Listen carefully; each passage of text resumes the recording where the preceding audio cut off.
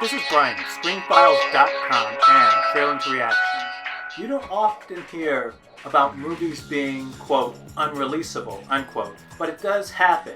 For instance, the only reason why we have to deal with this nonsense revolving around Zack Snyder's Justice League is because the movie was deemed unreleasable in its current form. Therefore, they had Joss Whedon come in to do rewrites and eventually to direct. It does happen, but the problem is, especially with $100 million plus movies, is that this is a problem for obvious reasons. For instance, if you invest that much money in production, it's typically difficult to just throw it away and begin again. So what tends to happen is that studios keep investing money into the production. And this is obviously a problem because if you don't address those misgivings, you're potentially throwing good money after bad.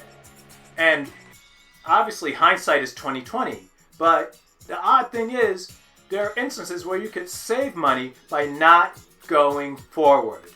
Let's look at Justice League again. Zack Snyder clearly had some type of deal with Warner Brothers which would likely pay him whether or not the movie were actually made. Now, the reason I think this is that he went right into Justice League production after Batman v Superman. Now, the thing of it is, if Warner Brothers had said, stop, we've seen Batman v Superman, we don't like what you're doing, and just fired him, and I hate to say that because being fired sucks, obviously. But when you already have gobs of money, being fired is a little less hard, I think. And so, Warner Brothers had let him go after essentially the debacle that was Batman v Superman. What was Justice League would have been an entirely different thing. They brought on their problems themselves, in other words. And the same thing perhaps applies for Chaos Walking. They invested, well, it's a different studio, I believe it's Lionsgate in this instance, but they invested that money to produce that movie. Now, if it was deemed unwatchable, well, I should say the director, Doug Liman, who also did Kill, Die, Repeat, if his movie were deemed unwatchable, who's to say it wouldn't be better than to just get rid of it all? Or get rid of the director and edit it into shape. Who knows? In any case, let's take a look at the trailer for Chaos Walking. Well, that was the trailer for Chaos Walking, and I can see part of the problem from the trailer. This is confusing. I haven't read up anything on the young adult novels that this movie is based on. Yet, with that trailer, I'm not sure what's happening. It begins with a shuttle, rather a capsule, landing on Earth. And I assume Tom Holland is one of the people on the capsule.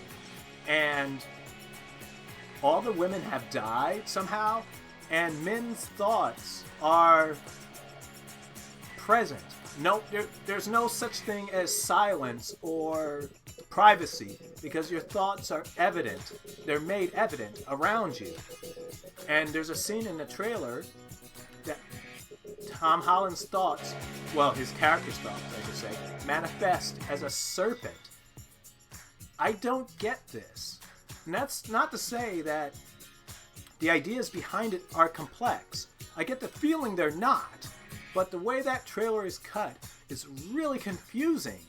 And I don't understand this movie. And that's a bad thing because I'm pretty sure I'm not the only person that doesn't understand that trailer. So who's going to go see this movie? Tom Holland's a fun, great actor. That being said, unless future trailers start to actually make sense, not only will I not see this movie, but I can see why it's going to likely fail. But what do you think? This is Brian with ScreenFiles.com and Trailing to Reaction. Do you agree? Disagree? Let me know down below. And as usual, consider a like or a follow. Peace.